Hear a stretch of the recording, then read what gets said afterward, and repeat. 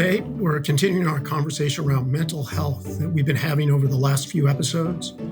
We know this is a big subject, and there's so much to unpack in this space for both students and educators.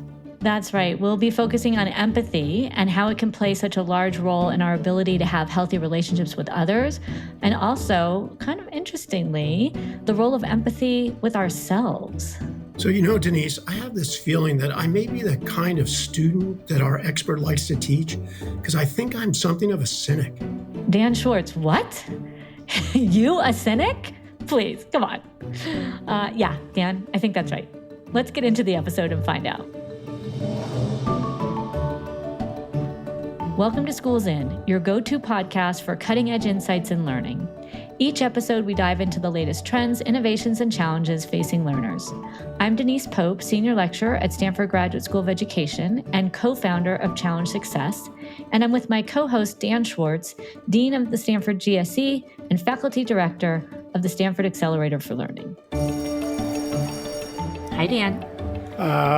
Well, Doctor, do you feel what I feel, Pope? I often feel what you feel. I am not singing on this podcast. No, okay. No, sir. Okay. The reason I ask is this show's about empathy. And so when you go to a movie that has like a sad moment, do you cry? Like Steel Magnolias? I don't know if people remember that movie. It's basically designed to make you cry the whole time. First of all, you're dating yourself, Dan. But I have seen Steel Magnolias. So this is what you should know about me, and people probably already do. Listeners probably do. I cry at everything.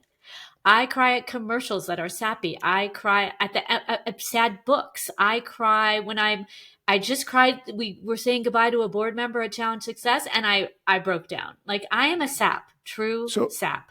So do you go to movies where you get to cry? Do you seek it out? Well, I mean, it's kind of, there's a nice relief. Like, I will purposely read Holocaust fiction because I know it's going to be sad and intense. And I'll be on a beach reading Holocaust fiction, and my family thinks that's the weirdest thing, right? But I like to get it out. Sometimes a really good cry, very cathartic, but I just also can't help myself. I mean, literally, I can't help myself. Do you think this is something you learned? Like your parents somehow trained you to be teary-eyed and empathetic? I think I come from a long line of criers. Like my grandfather, so I feel like there's might be a genetic component, but I don't know. How about you? Are you a crier? No, not really. So I was born so empathetic, Denise. I was just so empathetic that I learned to actively suppress it. Okay, wait, Dan, first of all, okay. No, are you serious. being serious? You're being serious? Yeah, If I didn't suppress my empathy, I'd be like that vision of the poor mind reader walking down the street, hearing the voices of everybody on the street and going crazy. Oh my God! Like if I freed up my empathy, I'd be overwhelmed. Just looking at you, I'm feeling a little teary-eyed. Verklempt is the word. Yes. Yeah.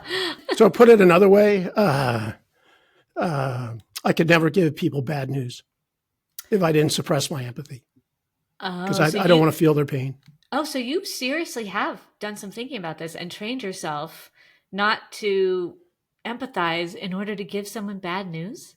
Or to get a little abstract about my empathy, to switch over to sympathy. Okay. We're throwing around some words here. So many questions. Yes. Is it possible that I didn't learn to be empathetic? I learned to shut it down. I just made up this theory. Thank God we have a specialist with us. It's my pleasure to introduce Jamil Zaki. He's a researcher, author, teacher, professor, working to understand how people connect with each other and how we can learn to connect better. I've been learning the wrong direction, I think. And his research focuses on how empathy works, how it helps people in situations that make empathy harder, people like me. He is the author of The War for Kindness, Building Empathy in a Fractured World, and he has a new book called Hope for Cynics, The Surprising Science of Human Goodness. I got it. That's why I'm a cynic. Okay, Dan, you Jamil, need to get that book. I'm so glad you are here. I've been waiting my whole life to hear the truth on this. Hope for Cynics is it has Dan Schwartz written all over it. I'm excited to talk. Okay, good. Welcome, Jamil. Thanks for having me. Okay, so Just as a starter, empathy, sympathy. Can I be empathetic for myself? Like, what help? Big questions. Yeah, empathy is the word that we probably associate the most with the science on this subject. Researchers think of empathy as an umbrella term that describes at least three ways that we connect with each other's emotions. One, Dan, which you just described, is that sense of feeling what other people feel, taking on their emotions, the thing that would make a mind reader go absolutely haywire if they were around a lot of people hearing their voices and feeling their emotions. A second type of empathy, which we often call cognitive empathy, is our ability to travel into the perspectives of others and understand how their version of the world might be different from ours. And then a third piece of empathy, empathic concern or compassion, is our desire to help other people thrive. And it's the piece of empathy most connected with things like volunteering and donating to charity. You asked about sympathy. Sympathy is a word with a much muddier scientific status. Back in the day, philosophers like Adam Smith used sympathy to describe what we would now call emotional empathy. But since the early 20th century, that idea was sort of market corrected by the rise of empathy as a notion. And so we don't really use sympathy that much in the science anymore. Your last question, can you have empathy for yourself? Absolutely. And there's this whole science of self-compassion. And oftentimes we think of being empathic towards ourselves as selfish or self-indulgent or lazy. But it actually turns out that being compassionate for ourselves helps us be resilient, bounce back from failures, and to be there for other people more effectively. I'm having a little trouble with that. So it feels very recursive, like I'm empathetic for me. I'm empathetic for the me who's being empathetic for me. Like, does this stop? Like, do I reach some higher level of empathetic consciousness? Compassion is a response to suffering, and every living being suffers, and that includes ourselves. You know, the idea that we have to only feel compassion for others actually is not recursive, but it's strange in that it almost treats you as an exception to the human race.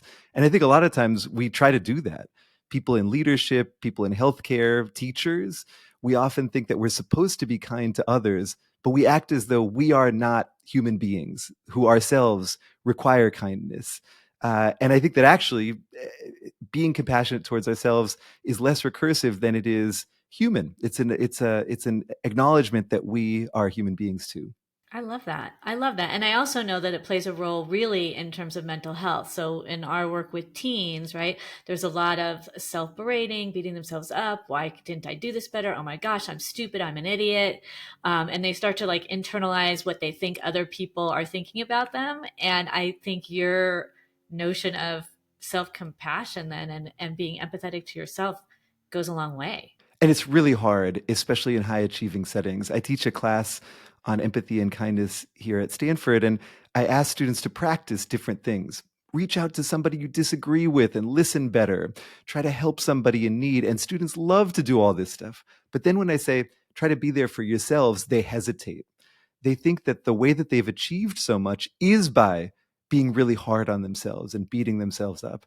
In fact, we find at Stanford that when students are not self-compassionate, they have a harder time, for instance, bouncing back if they get a bad grade. So not only is it hard to be self-compassionate, we have a backwards notion in our culture of what self-compassion even means. We think it's a form of weakness, and actually it's more like a strength. So I'm kind of a procedural guy. So give me some tips about how to have self-compassion. I generally, I say, Dan, you screwed that one up. We'll go get it next time. That's sort of as far as I get. Well, that's not terrible. I mean, that's actually You're a good okay, start. Dan. You're okay. I think the first thing is to, I guess, reflect on what we're talking about here. In our research, we find that when we teach people that self-compassion is adaptive, can help them do a better job in the future, they're more willing to try it out. So the first is to kind of lay the groundwork by changing people's beliefs about self-compassion. The way that Kristen Neff, who's the sort of, I guess, the scientific guru of self-compassion in my field, the way that she suggests practicing this is through 3 steps. The first is mindful awareness, simply saying, wow, this is hard. I'm suffering. Sort of, Dan, like what you just said, I screwed this up, right? Just naming the problem and naming that it's actually causing us some suffering. The second step, which I've been alluding to already, is called common humanity. And that's the understanding that our suffering and our failures don't make us different or worse than other people. That in fact, one of the only things that every single person does is to suffer. So the fact that we're hurting just makes us like other people. And the third is what we could call goodwill. It's in essence extending the same grace and kindness to ourselves as we would to somebody else we care about. So one thing that I often tell people to do is try to reverse the golden rule, right? The golden rule, treat others as you'd like to be treated. But lots of us actually treat other people really well and treat ourselves really poorly. So I often ask folks, hey, if you're suffering, try to think about what you would say to a really close friend or family member who is suffering in the same way, who had failed in the same way that you just have. And oftentimes people can generate really kind, understanding, and open-minded things that they would say to somebody else, but they've never even thought about being that kind to themselves. So that's one trick, one procedure that you can try to practice self-compassion. Yeah, what do you think, Denise? Helpful. I like it. I know we use that with teens. I mean, one thing that we talk about often is who do you talk the most to in your life, and it's really yourself, right? Like people don't realize that, but your inner voice. And so we do that same flip with Jamil. Is like, how would you talk to yourself like you would talk to your friend? And I love that. Do you think so? When you're teaching, so we talked about how to teach self-compassion. How would you teach what you're calling cognitive empathy? Right. So what are some lessons? Cognitive empathy, the ability to understand others. There are two big routes that we take to it. The most famous is perspective taking. This is the idea of walking a mile in somebody else's shoes. If I had a nickel for every time I've heard that phrase. And, it's a well-intentioned notion that by imagining how I would feel in your position, I can better understand you. The problem is that perspective taking often fails. If I understand or try to understand how I would feel in your position, I often end up understanding how I would feel in your position, right. Not how you actually feel in your position. Right. In fact, I think walking a mile in somebody else's shoes is a perfect analogy for perspective taking. If I wanted to know, Dan, how comfortable your shoes are, the last thing I would ever imagine doing is taking them from you and putting them on myself. First of all, it's kind of gross. Yes. And second, your shoes probably don't fit me, right? And neither does your experience. And so a better alternative, and the way that I try to train cognitive empathy, is through what I call perspective getting. That is, directly inquiring in a careful way with other people about their experiences and practicing active listening as they answer. And I know that sounds almost trivial in its simplicity. If you want to know how people feel, just ask them. But asking good questions and listening well, I think, are more complex than people realize. Can you give just 2 or 3 quick examples of some really good questions? I think that it's not so much the initial question, it's how we follow up. So one of the techniques from psychology, and actually that people like journalists and detectives and good physicians also use, is called looping to understand. So you ask someone a question, for instance, tell me about your best moments over the long Memorial Day weekend, right? And they tell you, and instead of just saying, okay, I've understood your answer, we are perfectly aligned now, you follow up. You say, okay, so what I heard is, and then you paraphrase to the best of your ability what the gist of what they've shared is. And then you ask, you say, what am I missing? What else is there? Right? And you iterate until both people agree that they agree on one person's experience, right? Until you and I both agree about what you've been through, what your experience is like. That technique of iterating and paraphrasing can get us much closer to true cognitive empathy than just assuming that somebody else would experience something the same way that we would. Dan, I see your face. You're thinking. I'm imagining this conversation. We got to get to the cynic book because yeah. Can you tell already, Jamil, that we need to get to the cynic book?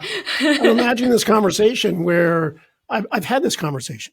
how did that make you feel? And then I sort of say, oh, it was sort of like this. I'm trying to make the bid to get, to hone in on it. And the answer is, no, you just don't understand me. Then they say something else and I go, oh, it's kind of like this. And they, God, you just don't understand me. So Dan, what you're basically saying is you need to take Jamil's class. You need extra practice. No, I'm thinking I need like 8 hours a day therapy for like 4 months. 4 months is a pretty fast track, actually. Oh, is that right? Yeah. I mean, I would say, Dan, that you're right. Perspective getting, trying to understand people is an art. It's really hard work as well. And, I think that your experience is really common. It can be really frustrating when you're trying your absolute best and you still aren't getting through. So this is why I think that oftentimes we can ask people to help us, right? Empathy often seems like it's supposed to mean having the right answers, but it can actually mean having better questions, right? Instead of saying, oh, so you felt this, which sort of sounds like you're suggesting that you already know the answer. You say, it sounds like you are feeling this. Can you help me though? What am I missing here? How could I understand this a little bit better? So collaborating with people to understand them can be a powerful technique. That tone, you could see that tone is really different from what you said. No, that's good. That's good. That's good. Okay, so 6 months. Hey, you are listening to Schools In with Denise Pope and Dan Schwartz. We are having an amazing conversation with Jamil Zaki, and we will have more with Jamil next when we come on back. Stay tuned. Welcome back to Schools In with Dan Schwartz and Denise Pope. We are talking with Jamil Zaki about empathy. And Jamil, at the beginning of the show, you mentioned that it was really around perspective getting and perspective taking. In your class, you work with students to reach out to someone who they disagree with. And I can only imagine, given the state of the world right now, just how important this concept is. So talk to us. What's your take on why this is such a crucial time for empathy? Well, let me first say that I think every time is a crucial time for empathy. Fair. Empathy is simply one of our fundamental human skills. And if you think about our species, the special thing about us is not what a single human being can do, it's what we do together. And empathy is one of the psychological foundations that allows us to collaborate, cooperate, to treat each other kindly. It's related to all sorts of metrics of personal and social well-being, everything from mental health, happiness, strong relationships to strong communities. I think right now, and in a polarized and divided time, empathy is perhaps even more crucial than ever. I'm often laughed at when I say that empathy can be a powerful tool in a polarized setting, because it seems like, gosh, division is so toxic. Empathy is like, bringing cotton candy to a gunfight or something. But it turns out that actually being empathic is an immensely powerful tool in the face of difference and division. In our lab, we find that when people believe that empathy is a strength, they communicate with people they disagree with much more effectively.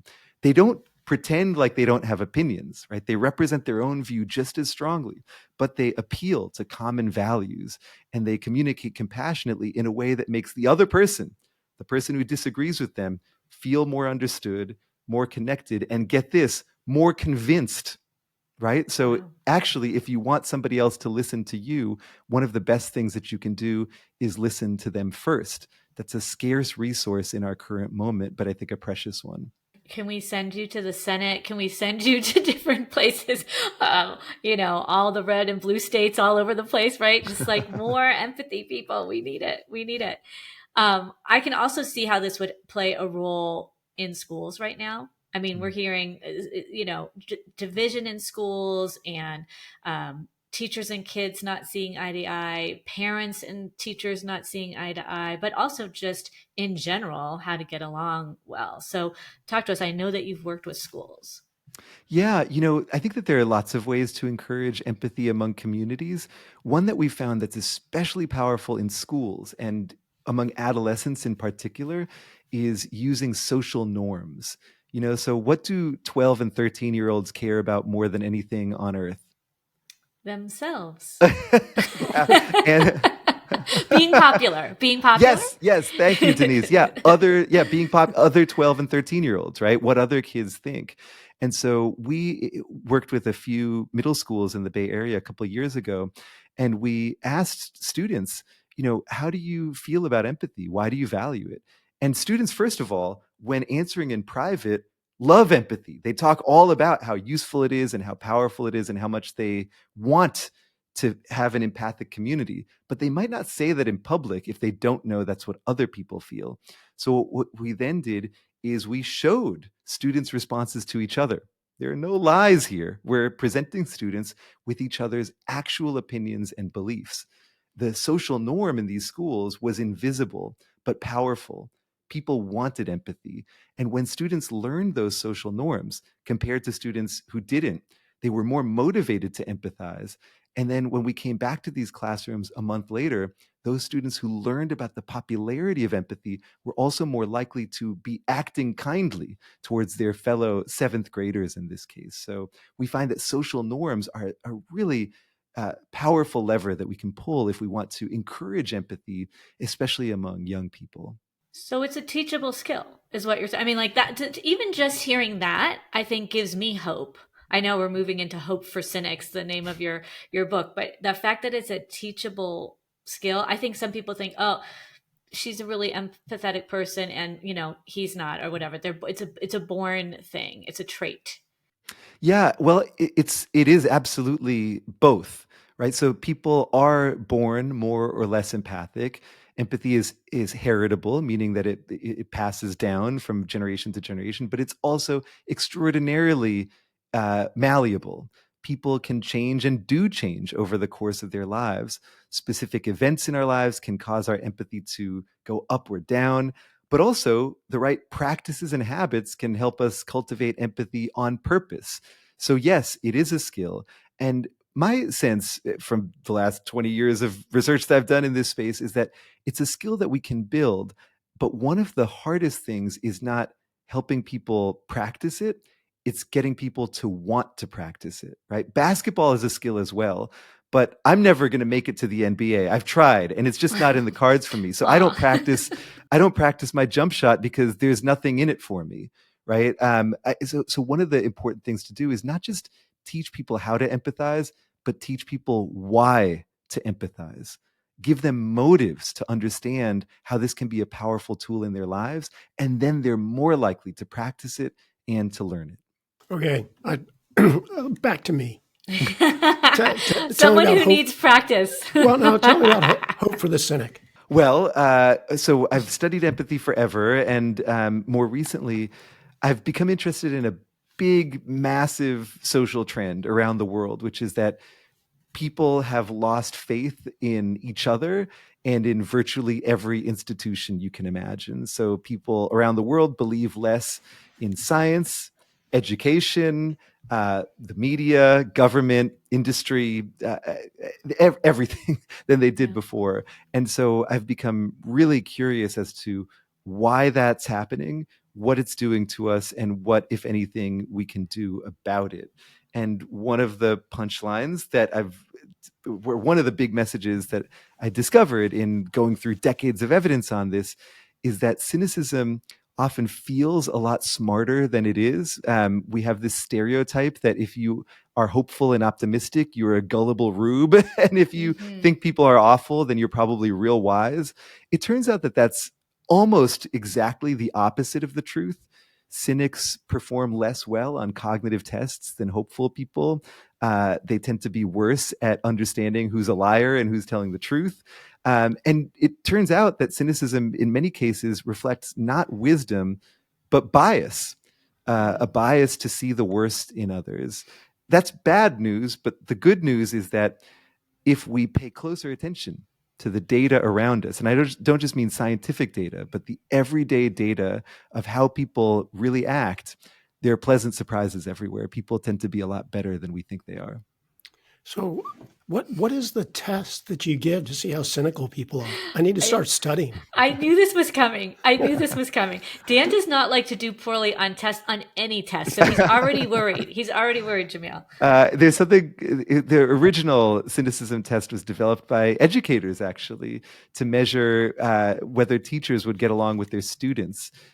Cook and Medley, these two psychologists in the 1950s, developed this test. And it has questions in it like, people are only honest because they're worried about getting caught, for instance, right? And so there's 50 statements, and the extent that you agree with them reflects how cynical you are. And again, Cook and Medley designed this for teachers, but it turned out that this cynical hostility, which is what it's now called, predicted all sorts of outcomes for all sorts of people. So if you're high in this, you're not just a great time at parties. You also tend to, for instance, be more prone to loneliness, depression, divorce, alcoholism, and even heart disease, right? So taking this... You're imputing negative intent is sort of... Yes. Yeah. That's right. That's right. And it's bad for your health. I mean, I love that point, right? I could see that. I can see how a cynic just is like more and more blah, right? I mean, one of the best things that protects our health and well-being is our connection to other people, right? And cynics, by imputing, Dan, as you're saying, ill intent from folks all around them, including their friends and family, deprive themselves of the benefits of connection. They live this sort of, there's this internal split between themselves and the rest of the world, and that turns out to harm them in basically every way you can measure. That sounds lousy. Be walking around suspicious of everybody. It's kind of a cynicism meets paranoia. So Denise, I'm not a cynic. I'm an ironist. Care to define? I enjoy the contradictions in existence. Well, I know you like to spar, right? But in good fun. I like to pick a fight, sure. Yeah, and you're competitive and all that. But I see, okay. That's because I gave up on the jump shot. Jamil, I reached the same discovery. Can I offer something? Yes. I think you might be neither a cynic nor an ironist, although I've never heard that term, so I can't say conclusively. I think you might be a skeptic. And, oftentimes people confuse cynicism and skepticism, but they're really quite different. Cynicism is basically having this bias against people and often assuming that you're right in the absence of any evidence. Skepticism is thinking like a scientist, not willing to rest on your assumptions, but looking for evidence, even pugilistically demanding evidence from people for their own claims. So what I argue in the book that we should aim for is not to replace mud-colored glasses with rose-colored glasses, to replace cynicism with blind or naive gullibility and trust, but rather to replace it with what I call hopeful skepticism. That is, taking a data-driven view on our lives and relationships and people, and also understanding, this is the hopeful part, that our assumptions are often worse than reality. So understanding that people are probably better than we think, using that as a starting point, and then thinking like a scientist. I'm buying 50 copies. First of all, look at that, right? You just made Dan so happy. So tips, right? You say there's hope for the cynics, and I love the distinction here. I think it's really important. What are like some quick tips for folks to try out? Yeah, so a bunch come to mind. The first is to be skeptical of your own cynicism. So remember, when you start to draw sweeping conclusions about people, that you might be biased against them, that this is the way that our minds work. We pay so much attention to negative versus positive information. A second tip would be to collect more data, right? If you feel, for instance, that people at your job are all lousy and selfish, ask a few folks for a favor. If nobody helps, then maybe you're right. But if anybody helps, which they probably will, maybe it's time to start questioning your assumptions. And the third, I guess, would be to remember that we have much more influence on others than we realize. When we treat people like they are awful and selfish, they actually often end up becoming more awful and selfish around us, making us decide that we were right all along. When we instead trust people, they often step up to meet our expectations. This is something that economists call earned trust. So one thing you can do if you want to treat your life like an experiment in small ways is to take leaps of faith on people, to purposefully put your faith in them as a sort of, again, as a little study of your own, and see what comes back and notice the positive effect that your trust and faith have on others. I mean, what can you imagine, like teachers and parents, like take that leap of faith, put the trust in it, right? Approach with curiosity, approach with good feelings like this is going to work, and how different schools would be, how different the parenting is when you're doing that, as opposed to rules. If you break them, that's it. Boom, right? It's a real different feel. I love it. Jamil, thank you so much for joining us. We have learned a lot. Dan Schwartz has now learned that he is neither a cynic nor an ironist. But right, Dan, you're happy. I am a scientific skeptic about my own emotions. Oh my gosh, Dan, that is perfect. Jamil, well done. We figured it out. Yay. So thank you, Jamil, for sharing everything with us today. It was great. I learned a lot. I think I learned a lot about myself, which makes it even better. So thank you. Denise, I think it's your turn. What did we take away from this? Well, I think like the biggest takeaway is really just the importance of why we need to empathize with others, that we cannot make it through this world alone, right? We're much stronger as a community when we show up with empathy. I agree. And I like the point that it's not just about the questions you ask, but also about how you respond to those answers. So be curious, ask, why is that important? How did that happen? Follow up if you need more information about how someone is feeling. And it's okay to keep asking people and be truly interested and gain a deeper understanding. Just that shift alone can have a huge impact. I agree. And what was also really interesting to me was this idea of how to do this internally, right? Like hold experiments in your own day-to-day life. Who does that? That could be really helpful, right? Challenge your cynicism with some hope, Dan Schwartz, right? Really treat yourself how you would treat others. I think that's really hard for people to do, and not enough people do it. And then for school settings, this idea of social norms, I think, is so important, right? To show kids, hey, most of you really do want to show up with empathy. And if you show kids that this is what most people want, then it kind of draws them in, right? It's the cool thing to do. Well said. Jamil, thank you. Look what you've done for Dan alone. And thank you really for being here and informing us today. And thank all of you for joining us on this episode of Schools In. Remember to subscribe to our show on Spotify, Apple Podcasts, or wherever you tune in. I'm Denise Pope. And I am Daniel Lewis Schwartz.